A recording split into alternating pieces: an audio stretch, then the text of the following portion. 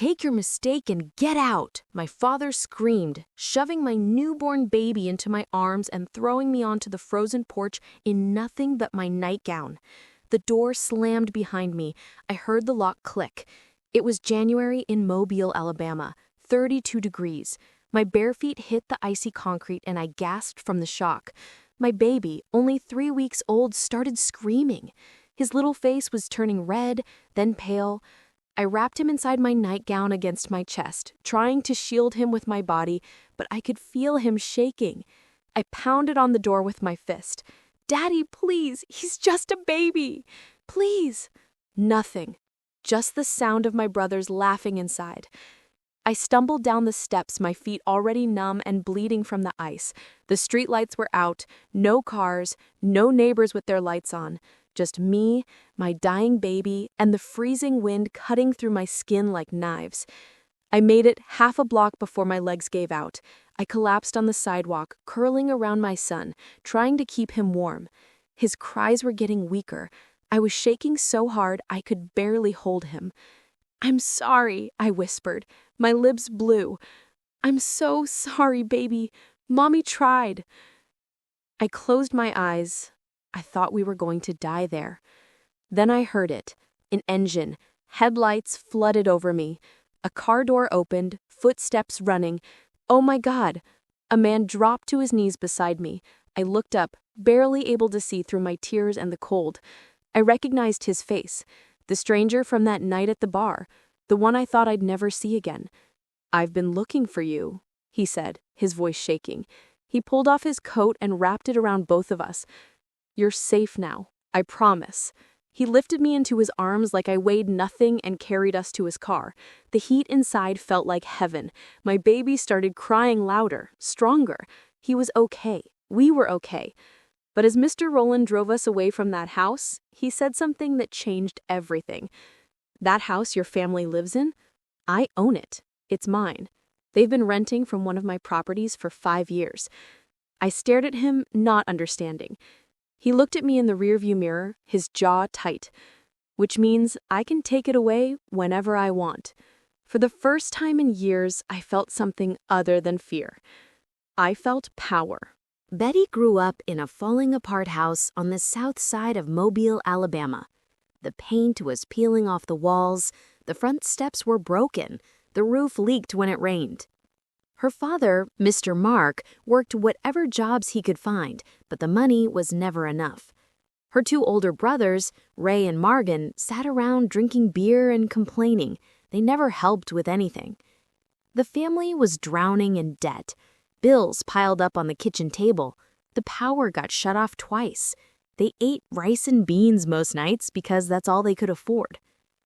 Betty's mother had left when she was little. Just walked out one day and never came back. Nobody talked about her. Betty learned to stay quiet, to not ask for anything, to make herself small. But when she turned 9, something changed. Her father came home one night with a weird look on his face. He called Ray and Marvin into the kitchen and closed the door. Betty stood outside and listened. "Howard said yes," her father said. "He'll marry her when she turns 18. "That old man from the car dealership?" Marvin laughed. "He's like 65. "He's got money," Mr. Mark said. "More than we'll ever see. And he's got no kids, no wife. He wants someone young, someone he can control." "So what's that got to do with us?" Ray asked.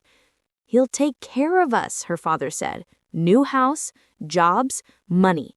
But only if we deliver.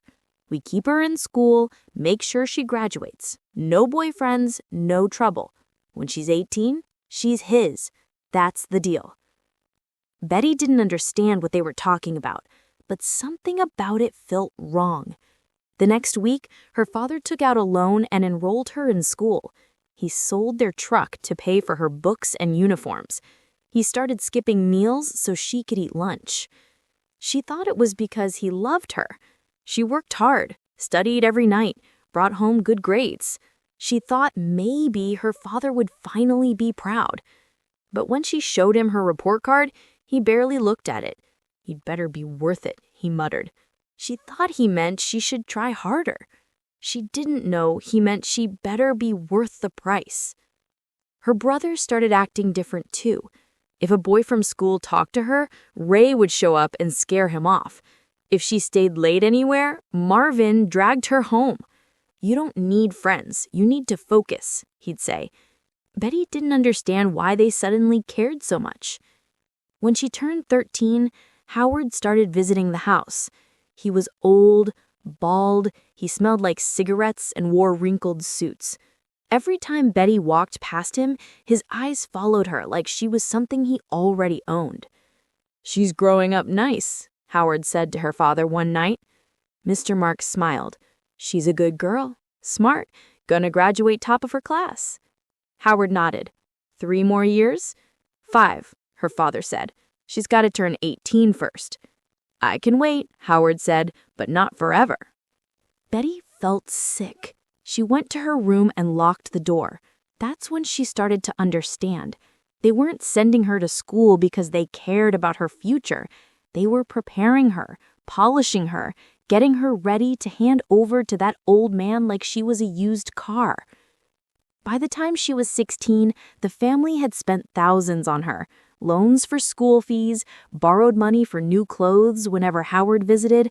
They even went into debt to buy her a dress for the school awards ceremony. "Howard wants to see you in something nice," her father said, shoving the dress at her. Betty wore it, smiled when she was supposed to, stood on stage and accepted her award while Howard sat in the audience, watching her like a hawk.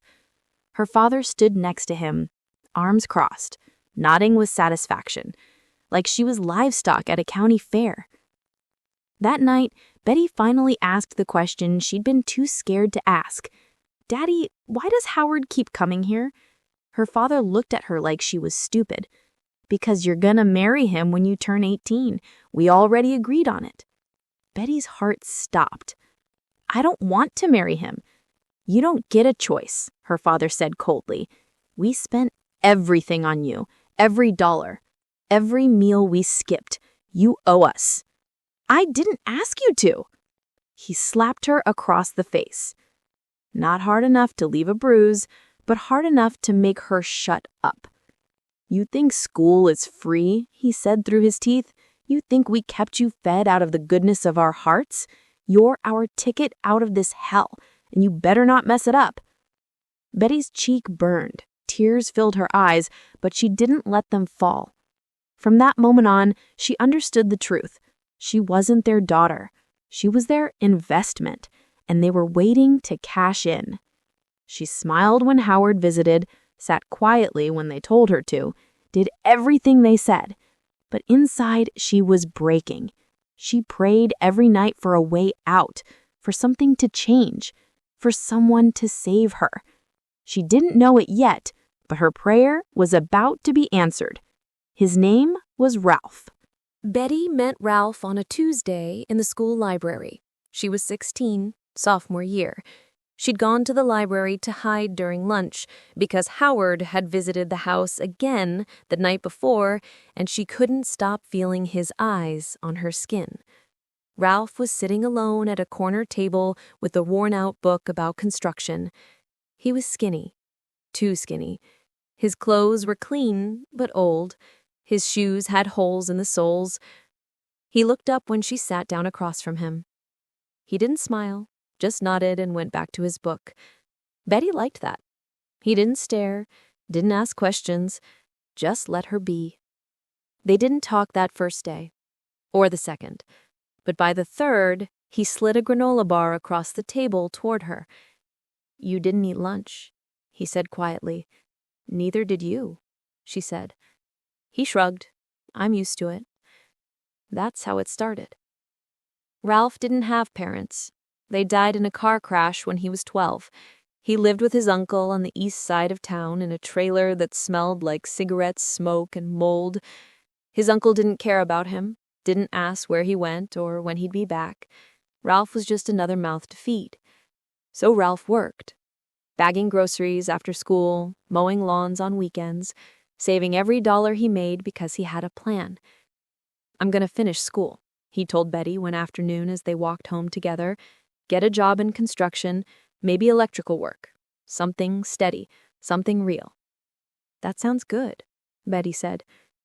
It's not much, Ralph said, looking down, but it's honest. Betty stopped walking. It's more than most people have. Ralph looked at her then.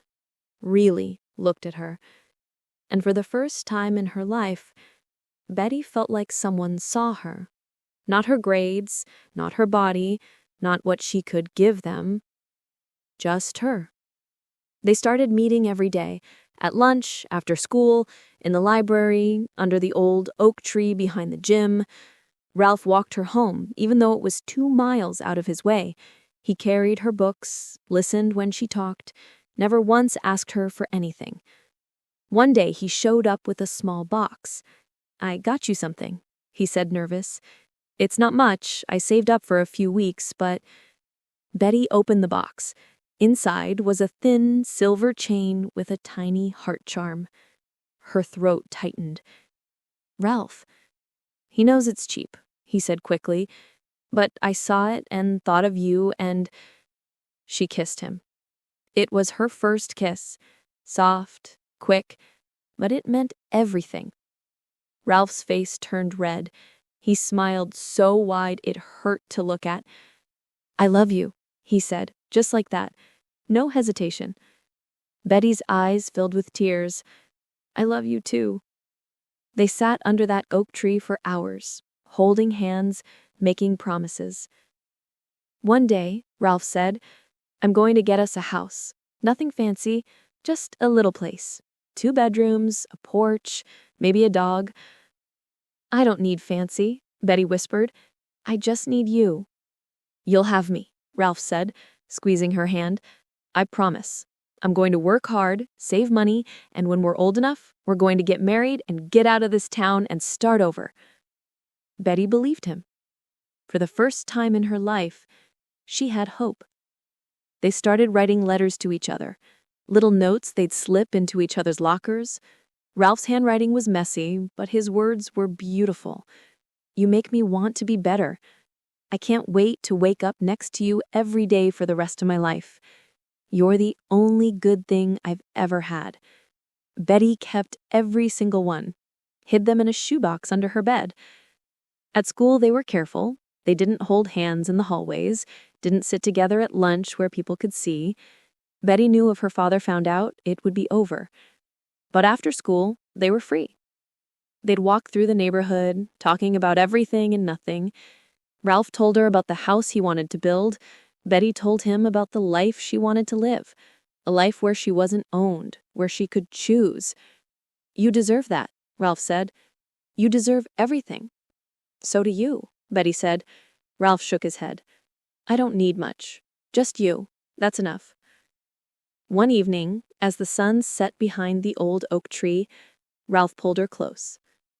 I know we're young. I know we don't have money. But I'm serious, Betty. I'm going to marry you. I don't care how long it takes. I'll work every day for the rest of my life if that's what it takes. Betty pressed her forehead against his. I'd marry you tomorrow if I could. One day, Ralph whispered. I promise. But Betty knew the truth. Her father would never allow it. Howard was waiting. The deal was already made. In 2 years, she'd turn 18, and her father would hand her over like a piece of property. She didn't tell Ralph that. She couldn't. She didn't want to ruin the only good thing in her life. So she smiled, kissed him, pretended that their dreams could come true. But deep down, she knew. Their time was running out. One night, Ralph walked her all the way to her street. He stopped a block away, like always, so her brothers wouldn't see. I'll see you tomorrow, he said, brushing a strand of hair from her face. Tomorrow, Betty whispered. He kissed her forehead and walked away. She watched him go, her hand on the necklace he gave her. She didn't know it then, but that moment, that quiet, perfect moment, would be one of the last happy memories she would ever have, because the next week, her brother Ray followed her, and everything fell apart. Betty thought they were being careful. She was wrong. It was a Thursday afternoon. She and Ralph were walking home from school, taking the long way like they always did. They weren't holding hands, they never did where people could see, but they were close, talking, laughing. Ralph was telling her about a job he'd heard about at a construction site. Good pay, steady work. "If I get it," he said, "I can start saving real money. We could—" "Hey, Betty!" She froze. Ray was leaning against a fence across the street, arms crossed, staring at them. Ralph went quiet. He took a small step away from her. "Who's this?" Ray asked, walking toward them. "Just a friend from school," Betty said quickly. "We were just—" "I didn't ask you," Ray said. He looked at Ralph. "What's your name?" Ralph swallowed. "Ralph." "Ralph," Ray repeated, like he was tasting the word. "You walk my sister home a lot, Ralph?" Sometimes. We're in the same class." Ray smiled. It wasn't a nice smile. "Get lost," he said. Ralph looked at Betty. She gave him a tiny nod. He turned and walked away, fast. Ray watched him go. Then he looked at Betty. "Let's go home." Betty's stomach dropped. When they got to the house, Ray went straight inside. She heard him talking to their father in the kitchen. She stood on the porch, frozen. A minute later, her father came out. "Who's the boy?" he asked. "Nobody. Just someone from school. Ray says he walks you home. Says you've been sneaking around with him." "I haven't been sneaking. Don't lie to me." Betty's heart was pounding. "We're just friends, that's all." Her father stared at her for a long time. Then he went back inside. Betty thought maybe that was the end of it. It wasn't. The next day, Ralph was waiting for her outside school like always, but this time Ray was there too, and Marvin. "That's him," Ray said, pointing. Ralph saw them and tried to turn around, but Marvin was faster. He grabbed Ralph by the back of his shirt and dragged him toward their truck. "Let him go," Betty screamed, running after them. Ray caught her by the arm. "Dad wants to talk to him." They threw Ralph in the back of the truck. Betty tried to climb in after him, but Ray shoved her into the front seat and locked the door. Ralph was terrified. She could see it in his eyes. "It's okay," she whispered through the window. "It's gonna be okay." But she didn't believe it. When they got to the house, her father was waiting on the porch. Marvin dragged Ralph out of the truck and shoved him up the steps. Ralph stumbled, but didn't fall. Mr. Mark looked him up and down like he was examining a stray dog. "So you're the one," he said. Ralph didn't answer. "You think you can take my daughter?" her father asked quietly. I wasn't trying to. You got a job. I'm looking. You got money." Ralph shook his head. "No, sir." "You got a house, a car, anything?" "No, sir." Mr. Mark nodded slowly. "That's what I thought." He stepped closer. "You're nothing. You got nothing, and you never will." Ralph's hands were shaking. "I care about her. I don't care what you feel. She's not yours. She never was." He grabbed Ralph by the front of his shirt and hit him. Betty screamed. Ralph didn't fight back. He just stood there, taking it, his eyes on Betty. He hit him again. Ralph's lips split. Blood ran down his chin. "Stop it," Betty cried, trying to pull away from Ray. "Please, Daddy, stop." His father ignored her. He shoved Ralph hard. Ralph fell against the porch railing. "If I see you near her again, it'll be worse. You understand me?" Ralph nodded, wiping blood from his mouth. "Now get out of here." Ralph looked at Betty one last time. His eyes were full of tears. "I'm sorry," he whispered. Then he ran. Betty tried to go after him, but Ray held her back. Her father turned to her. His face was calm now, cold. "Sit down," he said. "Daddy, please, sit down." Betty sat on the porch steps, Her whole body was shaking. Her father stood over her. "You want to know why I sent you to school?" he asked. Betty didn't answer. "It wasn't for you," he said. "It was for us, for this family. You think we spent all that money because we love you?" Betty's throat tightened. "Herward has been waiting for you since you were 9 years old. He's got money, a business, a future, and he wants you. That's the deal. When you turn 18, you marry him. He takes care of us. We get out of this dump. That's how it works." "I don't want to marry him," Betty whispered. Her father crouched down in front of her. He grabbed her chin, forcing her to look at him. "You don't get a choice," he said. "You were never yours to give away. You belong to Howard. He paid for you, every meal you ate, every book you read. That was his money. You owe us, and you will do what you're told." Tears streamed down Betty's face. "But I love Ralph," she choked out. Her father let go of her face and stood up. "I don't care," he said simply. "Love doesn't pay bills." He turned and went inside. Ray Martin followed. Betty sat there on the steps, crying, her whole world crumbling around her.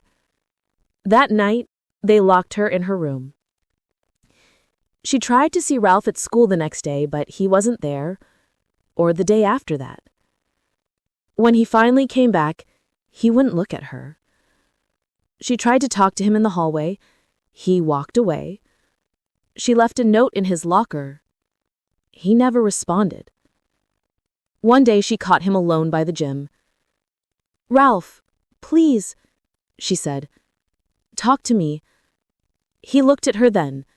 His eyes were red. He looked like he hadn't slept in days. "I can't, Betty. Your family, they'll hurt you, or me, or both. I can't do that to you." "I don't care," Betty said, grabbing his hand. "We can run away. We can—" "With what money?" Ralph asked. "I got nothing, Betty. Your dad was right. I'm nothing." "That's not true." "It is," Ralph said, pulling his hand away. "I can't give you what you deserve. I can't even protect you. I don't need you to protect me. I just need you." Ralph's face crumpled. He looked like he wanted to say something, but he didn't. He just walked away. And Betty stood there alone, watching the only person who ever loved her disappear. She didn't know it then, but that was the beginning of the end. Ralph couldn't stay away. 2 weeks after her father beat him, Betty found a note in her locker. "Meet me behind the school, 3 p.m., please." She went. Ralph was waiting by the old oak tree. He looked terrible, thinner than before, dark circles under his eyes. "I tried to forget you," he said. "I can't." Betty ran to him, held him. "Then don't." They started meeting in secret again, after school, late at night, whenever they could. But the fear was eating Ralph alive. He stopped sleeping, stopped eating. Every sound made him jump. He was terrified her brothers would find out, terrified they'd hurt Betty, terrified he'd ruin her life. "I'm gonna save money," he told her one afternoon. "Work double shifts, triple. If I can just get enough, maybe your dad will see I'm serious. Maybe he'll—" "Ralph, stop," Betty said. "You don't have to prove anything." But he wouldn't listen. He started coughing a few weeks later, deep, rattling coughs that shook his whole body. "You need to see a doctor," Betty said, scared. Ralph waved her off. "It's nothing, just a cold." But it wasn't nothing. The cough got worse. He started losing weight fast. His skin turned pale. Sometimes he'd cough so hard he had to sit down. "Please," Betty begged, "go to the hospital." "I can't afford it," Ralph said, trying to smile. "I'm saving that money for us." "I don't care about the money," Betty cried. "I care about you." But Ralph was stubborn. He kept working, kept pushing himself, kept pretending he was fine. He wasn't fine. One night, Betty woke up to a tapping sound on her window. She opened it. Ralph was outside, leaning against the house. He looked like a ghost. "Ralph, what are you—" He collapsed. Betty climbed out the window and caught him. He was burning up with fever. His shirt was soaked with sweat. "I'm sorry, Betty," he whispered, his voice barely there. "I tried. I worked so hard. I saved almost $300. I thought maybe if I had enough, your dad would let us—" "Stop," Betty sobbed, holding his face. "You don't have to do this." "I want it to be good enough," Ralph said, tears running down his face. "I wanted to give you a life, a house. I wanted—" He started coughing, hard, violent. When he pulled his hand away from his mouth, it was covered in blood. Betty screamed. "It's okay," Ralph whispered. "I'm okay." "You're not okay," Betty cried. "I'm getting help." "No," Ralph said, grabbing her hand. "Don't. Please, just stay with me." Betty held him, rocking him, crying so hard she could barely breathe. "I love you," Ralph whispered. "I'm sorry I wasn't strong enough. I'm sorry I couldn't—" "You are strong," Betty said, her voice breaking.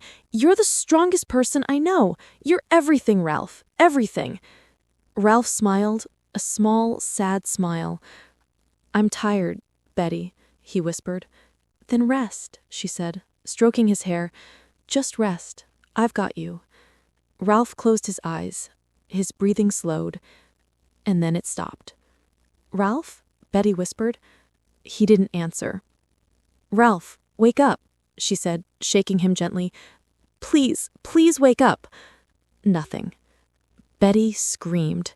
She screamed so loud the neighbor's dogs started barking. She screamed until her throat was raw. Her father came outside, saw Ralph's body in her arms. "What the hell did you do?" he hissed. He's dead, Teddy, please, we have to—" Her father looked around quickly. No lights came on. No one was coming. "Ray, Marvin, get out here." Her brothers came outside. They saw Ralph and cursed. "We can't call the cops. They'll ask questions." "Then we don't call anyone," her father said coldly. "What?" Betty choked out. Her father pulled Ralph's body out of her arms. "No!" Betty screamed, trying to hold on. "Don't touch him! Don't—" Ray grabbed her, held her back. Her father and Marvin carried Ralph's body to the truck. "Where are you taking him?" Betty cried. Her father didn't answer. They drove into the woods behind the house, dug a shallow grave, buried Ralph like he was nothing. No funeral, no flowers, no marker, just dirt. When they came back, Betty was still sitting in the yard covered in Ralph's blood, staring at nothing. Her father stood over her. "You don't say a word about this to anyone. You understand?" Betty didn't answer. She wanted to die with him. Betty stopped eating. Food tasted like nothing. She'd sit at the table while her family ate, staring at her plate until someone told her to leave. She stopped talking, too. What was there to say?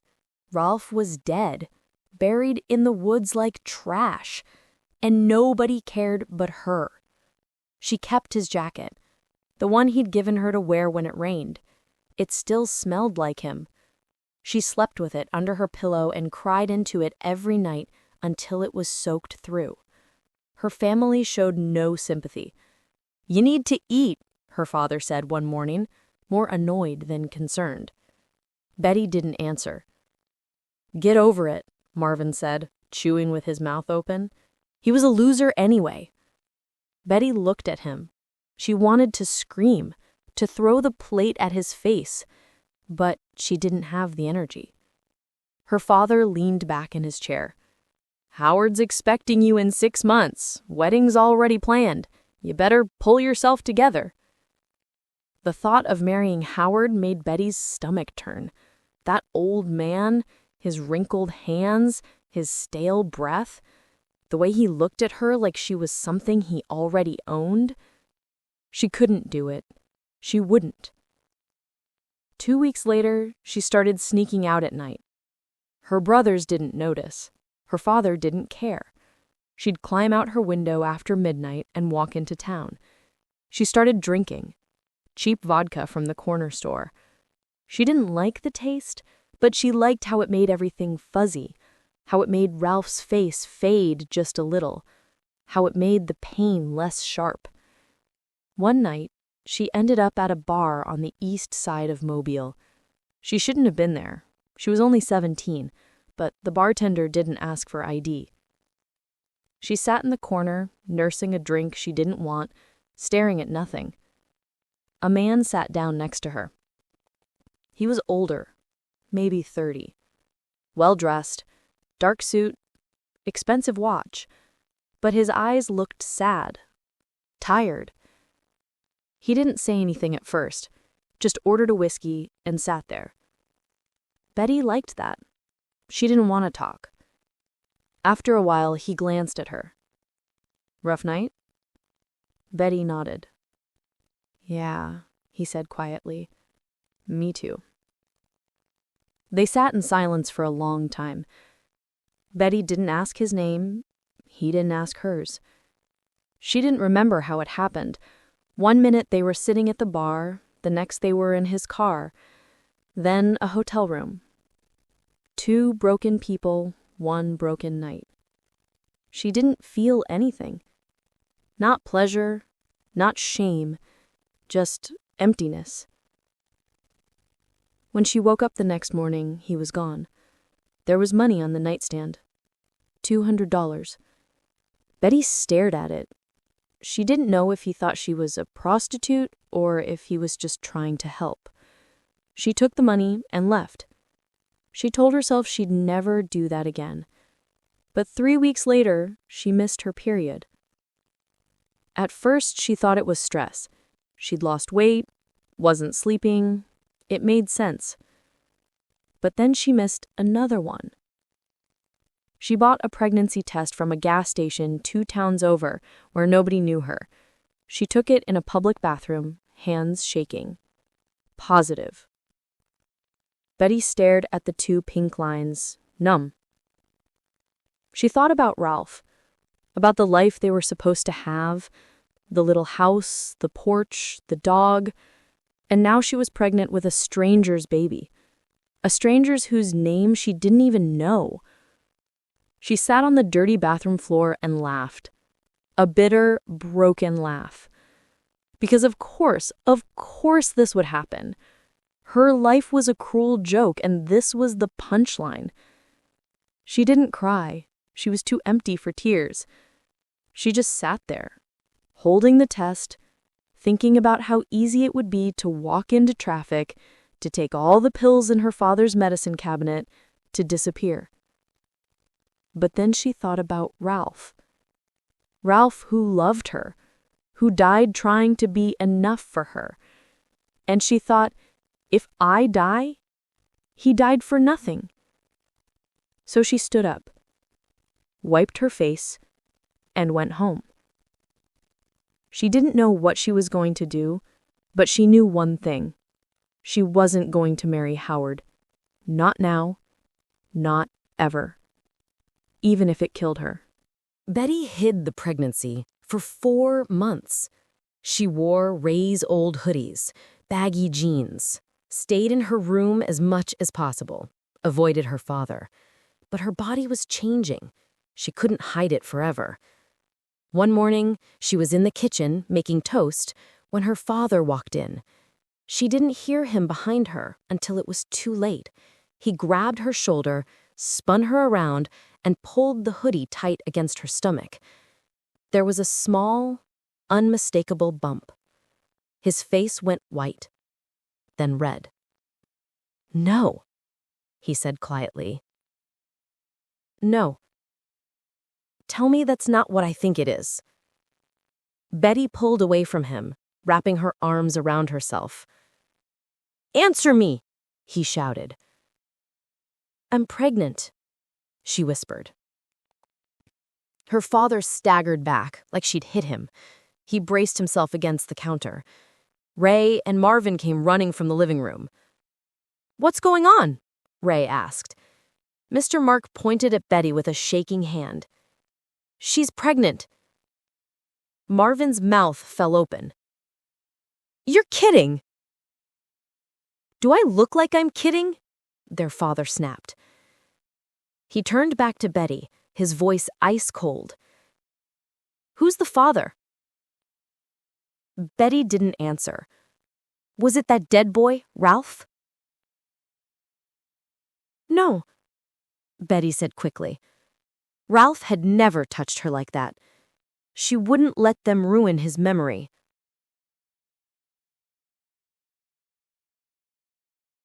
Then who? Her father demanded.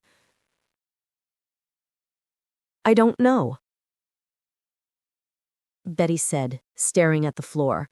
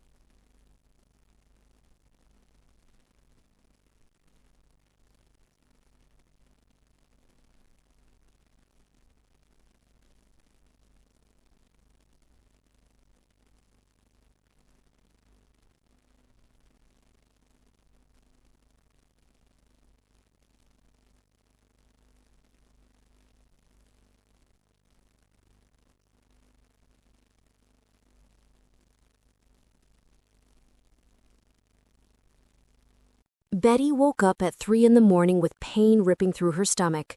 She was still in the basement, still locked in. It had been 6 months since her father discovered the pregnancy, 6 months of cold concrete floors, stale bread, and Linda's secret visits through the window. The pain came again, sharper this time. Betty gasped and pressed her hand to her belly. It was hard as a rock. No, not yet. It was too soon. She wasn't ready.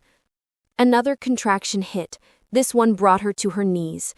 She bit down on the edge of her shirt to keep from screaming. If her father heard, he'd come down, and she didn't know what he'd do. The contractions kept coming, faster, harder. Betty crawled to the corner of the basement and grabbed the pile of old blankets Linda had smuggled to her. She spread them on the floor, her hands shaking. The pain was unbearable now, like her body was being torn apart from the inside. She grabbed a rag from the floor and shoved it in her mouth, biting down hard. Then she felt it, pressure. The baby was coming. Betty's vision blurred. She couldn't do this alone. She couldn't. But she had no choice. She bore down, pushing with everything she had. The pain was white-hot, blinding. She screamed into the rag, tears streaming down her face. Minutes felt like hours. She didn't know how long she'd been pushing. Her body was drenched in sweat. She was exhausted, scared. And then she heard it, a tapping on the window. "Betty?" Linda's voice, urgent and panicked. "Baby, what's happening? I heard, oh my God, are you in labor?" Betty pulled the rag from her mouth. "Yes," she gasped. I need help." "Hold on," Linda said. "I'm coming in." A few minutes later, Betty heard footsteps on the stairs. The basement door was still locked from the outside, but Linda had a key. She'd stolen it weeks ago from Mr. Mark's jacket. The door opened. Linda rushed down, her face pale with fear. "Oh, baby," she whispered, kneeling beside Betty. "How long have you been pushing?" "I don't know," Betty sobbed. "It hurts so bad." "I know, honey, I know." Linda had 6 kids of her own. She wasn't a nurse, but she'd done this before. "You're doing great, but we gotta get this baby out, okay?" Betty nodded, gripping Linda's hand. "Next time you feel the pain, you push as hard as you can. Don't hold back." The contraction came like a wave. Betty screamed and pushed. "That's it," Linda said. "Keep going. I can see the head." Betty pushed again and again. Her body was shaking. She thought she might pass out. But then Linda said, "One more, baby. One more big push." Betty gathered every bit of strength she had left and bore down. And then she felt it. A release, a rush, and a sound. A cry. Tiny. Weak. But alive. Betty collapsed back against the wall, gasping for air. Linda was crying and laughing at the same time. She wrapped the baby in her own sweater and laid him on Betty's chest. "It's a boy," Linda whispered. "A beautiful baby boy." Betty looked down at the tiny, wrinkled face. His eyes were closed. His little fists were clenched. He was perfect. She started sobbing, deep, shaking sobs. "Hi, baby," she whispered, kissing his tiny head. "I'm your mama. I'm so sorry you had to come into the world like this, but I promise I'm going to protect you, no matter what." The baby made a small sound, like a sigh, and settled against her chest. Betty looked up at Linda, tears streaming down her face. "Thank you. I couldn't have—" Linda squeezed her hand. "You did it, baby. You're so strong." Betty looked back down at her son. "I'm going to name him Ralph." Linda smiled sadly. She knew about Ralph, about what happened to him. "That's a good name," she said softly. For one beautiful moment, everything else faded away. The basement, the cold, the fear, none of it mattered. Betty had her son, and for the first time in months, she felt something other than despair. She felt hope. Linda stayed for another hour, helping Betty clean up, making sure the baby was breathing okay. She brought a bottle of water and some crackers from her house. "You need to rest," Linda said. I'll come back tomorrow with more food and some baby clothes." "What if my father finds out?" Betty whispered, staring down at Ralph. He was asleep now, wrapped tight against her chest. Linda's face darkened. "Then we'll figure it out. But for tonight, you just rest, okay?" Betty nodded. Linda kissed her forehead and slipped back upstairs, locking the door quietly behind her. Betty sat in the dark basement holding her baby, humming a soft lullaby her mother used to sing. She didn't sleep. She was too afraid to close her eyes, too afraid something would happen to him. She just watched him breathe, watched his little chest rise and fall. "I love you," she whispered. "I love you so much." The baby stirred, made a tiny sound, then settled again. Betty smiled through her tears. For one night, she let herself believe everything might be okay. But when the sun came up, reality came crashing back. Baby Ralph started crying. Betty tried to soothe him, rocking him, whispering to him, but he was hungry, and she had nothing to give him. His cries got louder, and then she heard it. Footsteps upstairs. Heavy, angry. Her father.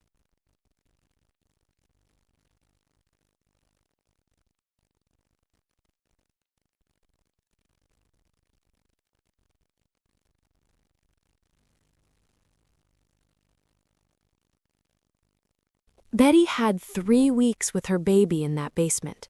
3 weeks of stolen moments, of whispered lullabies, of Linda sneaking down with formula and diapers.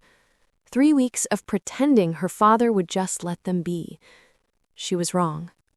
It was a Friday night, January, freezing cold outside. Baby Ralph had been fussy all day, crying more than usual.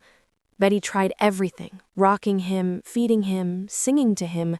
Nothing worked. And then her father came home. She heard his heavy footsteps upstairs, heard him talking to Ray and Marvin. Their voices were angry. The basement door flew open. Mr. Mark came down the stairs, his face twisted with rage. "I'm sick of this," he said. "Sick of hearing that thing cry, sick of you ruining everything." Betty stood up, clutching Ralph to her chest. "Please, Daddy, he's just a baby. He didn't do anything wrong." "He exists," he spat. "That's wrong enough." He crossed the basement in 3 steps and ripped the baby from her arms. "No!" Betty screamed, reaching for him. Her father held Ralph up by his tiny body, the baby wailing in terror. "This is your mistake," he shouted in her face. "You want to keep it so bad? Fine, take it and get out." He shoved the crying infant back into Betty's arms so hard she stumbled backward and hit the wall. Before she could react, her father grabbed her by the hair and dragged her toward the stairs. "Stop, please," Betty begged, trying to shield Ralph with her body. He didn't stop. He hauled her up the basement steps, through the kitchen, past Ray and Marvin, who stood watching with cold eyes. Betty's bare feet scraped against the floor. She was still in her nightgown, thin, worn cotton that barely covered her knees. Her father kicked open the front door. Cold air hit her like a wall. "Daddy, no, please, it's freezing." He threw her out onto the porch. She landed hard on her knees, clutching Ralph against her chest to protect him from the fall. "Take your mistake and get out," her father screamed. The door slammed shut. Betty scrambled to her feet and pounded on the door with one hand, the other holding her baby tight. "Please, Daddy, please, he's just a baby. Please don't do this." She heard her brothers laughing inside. The lock clicked. Betty stood there, shaking, staring at the closed door. It was 32 degrees, the middle of the night. Her breath came out in white clouds. Ralph was screaming now, his little face turning red from the cold. He was wrapped in just a thin towel, nothing else. Betty looked around desperately. The street was empty, dark. No lights on in any of the houses except Linda's, but Linda's door was too far. She'd never make it. Her feet were already numb. She looked down and saw blood on the frozen porch steps. Her feet were cut from the ice. She stumbled down the steps, barefoot, holding Ralph inside her nightgown, against her skin, trying to keep him warm. "It's okay, baby," she whispered, her teeth chattering. "Mama's got you. It's okay." But it wasn't okay. Ralph's cries were getting weaker. His little body was shaking violently. His lips were starting to turn blue. Betty tried to run, but her legs wouldn't work right. The cold was eating through her. She made it half a block before her knees gave out. She collapsed on the sidewalk. Her vision blurred. Her whole body was shaking so hard she could barely hold on to Rolf. She pulled him tighter against her chest, wrapping the nightgown around him as best she could, covering his head with her hand. "Please, God," she whispered, tears freezing on her cheeks. "Please don't take him too. I can't lose him. Please." Ralph's cries turned to whimpers. Betty kissed his head. "I'm sorry, baby. I'm so sorry. I tried. I really tried." She felt herself getting sleepy. The cold didn't hurt anymore. Everything just felt heavy. She closed her eyes. "This is it," she thought.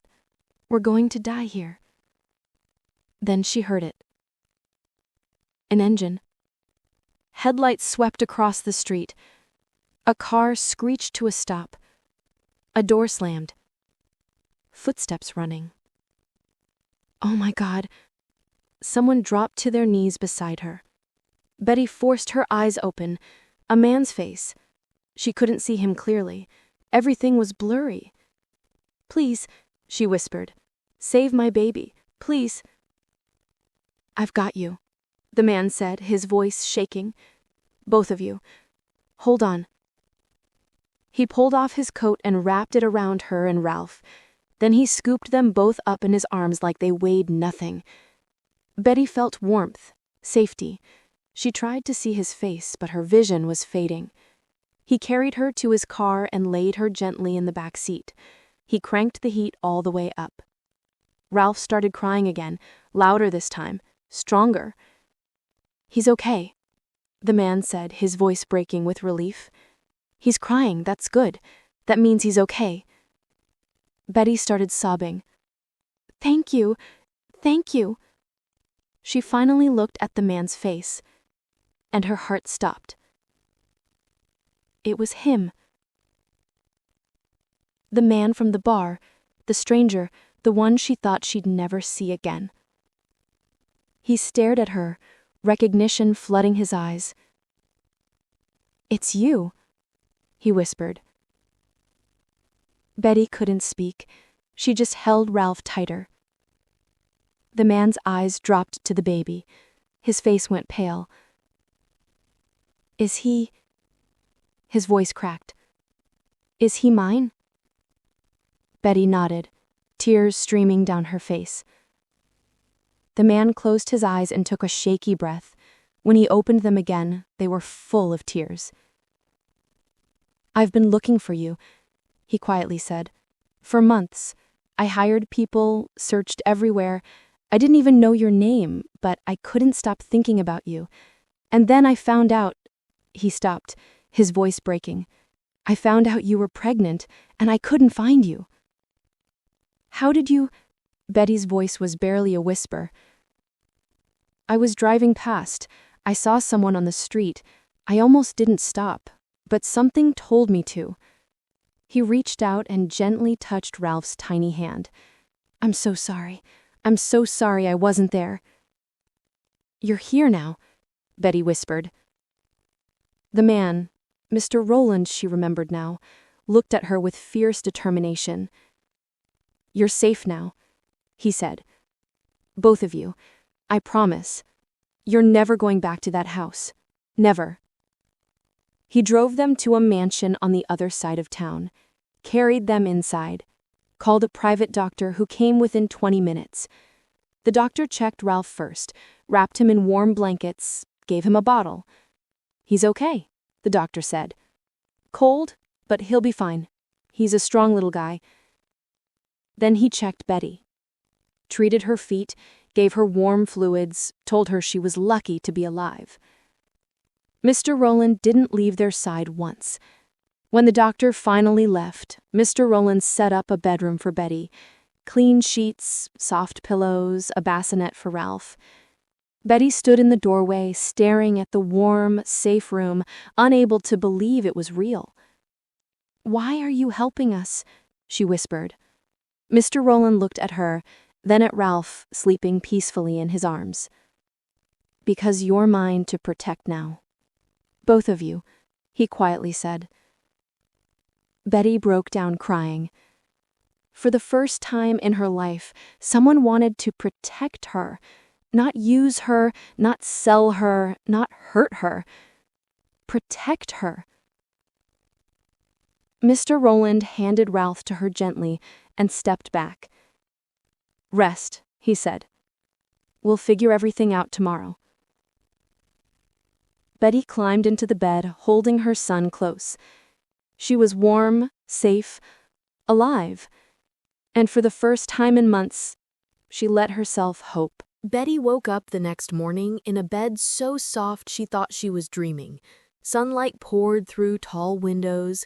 Baby Ralph was asleep in a bassinet beside her, wrapped in a clean white blanket. For a moment, she just lay there, afraid to move, afraid it would all disappear. Then Mr. Rowland knocked softly on the door. "Can I come in?" Betty sat up, pulling the blanket around herself. "Yes." He entered carrying a tray with breakfast. Toast, eggs, orange juice, real food. "How are you feeling?" he asked. "I don't know," Betty said honestly. "Like I'm in someone else's life." Mr. Rowland set the tray down and sat in the chair across from her. He looked tired, like he hadn't slept. "I need to tell you something," he said. Betty's stomach tightened. "Okay?" "I did some digging last night. Into your family. Your father." He paused. "The house they're living in, it's mine. One of my rental properties, managed through one of my companies.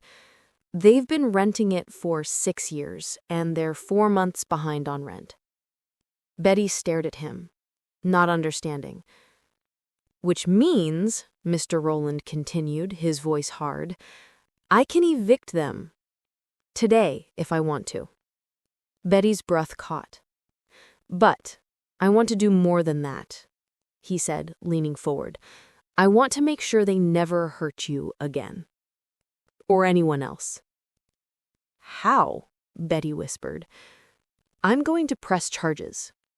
Child endangerment, assault, coercion. I've already called my lawyers, and I talked to your neighbor, Linda. She's willing to testify." Betty's hands started shaking. "They'll never forgive me." "Good," Mr. Rowland said quietly. "You don't need their forgiveness. You need justice." 2 weeks later, the police came. Mr. Mark, Ray, and Marvin were arrested at the house and taken to county jail. Mr. Rowland evicted them the same day. Their belongings were put on the street. Betty watched from Mr. Rowland's car as her father was led away in handcuffs. He saw her. Their eyes met. He didn't look sorry, just angry. Betty turned away. The trial took 3 months. Mr. Rowland hired the best lawyers in Mobile. They built a case brick by brick. Linda testified first. She described hearing Betty's screams, sneaking food through the basement window, and helping deliver the baby in secret. The hospital provided records showing Betty's injuries, malnutrition, bruises, scars. The prosecution presented photos of the basement, the cold concrete floor, the broken lock on the door, and then it was Betty's turn. She walked to the witness stand in a simple blue dress Mr. Rowland had bought her. Her hands were shaking. The prosecutor asked her to tell her story. Betty took a deep breath and began. She told them about Ralph, about how they fell in love, how her family found out, how they beat him and broke him and buried him like he was nothing. She told them about the basement, the hunger, the cold, the beatings. She told them about giving birth alone on a concrete floor, terrified she would die. And she told them about the night her father threw her and her baby into the freezing cold and locked the door. Her voice broke. Tears streamed down her face. My baby almost died. He was turning blue in my arms. I thought we were both going to freeze to death on that street. The courtroom was silent. Then her father's lawyer stood up. Miss Betty, he said, his tone almost kind, isn't it true that your family spent everything they had to send you to school, that they sacrificed so you could have a future? Betty looked at him, then at her father, sitting at the defense table. Mr. Mark stared back at her, his face hard. They didn't sacrifice for me, Betty said, her voice stronger now. They sacrificed me. I wasn't their daughter. I was an investment, a thing to be sold. But they were poor, desperate. Doesn't that explain? No. Betty cut him off. Being poor doesn't make you beat your daughter. It doesn't make you lock her in a basement. It doesn't make you throw a 3-week-old baby into the freezing cold. She turned to face her father directly.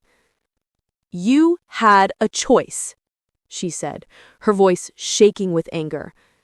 Every single day, you had a choice, and you chose to hurt me. Her father's jaw tightened. He looked away. The jury deliberated for 2 hours, guilty on all counts. The judge sentenced Mr. Mark to 10 years in prison. Ray and Marvin got 8 years each. When the gavel came down, Betty felt something she hadn't felt in years. Relief. 6 months later, Betty sat in a rocking chair in the nursery of Mr. Rowland's house. Baby Ralph was in her arms, giggling and grabbing at her finger. He was healthy now, happy, safe. Mr. Rowland had asked her to marry him a month ago, not because he had to, but because he wanted to. Betty said yes, not because she needed saving, but because for the first time she wanted to build something, a life, a family. A future. She looked down her son and smiled, but then her smile faded. She thought about her father, her brothers, sitting in prison. Some people had called her cruel, said she should have forgiven them, that they were victims of poverty too, that she tore the family apart. Betty didn't know what to think anymore. She looked up as if speaking to someone watching. They're in prison now. 10 years.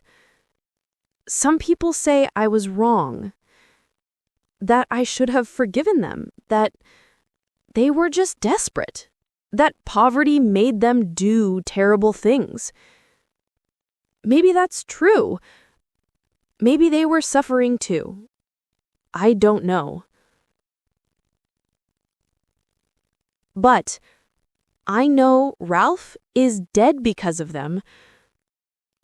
I know my baby almost died in my arms because of them. I know I have scars I'll carry for the rest of my life. She looked back up, her voice breaking. So I want to ask you something. Was I wrong? Should I have let them go? Should I have forgiven them?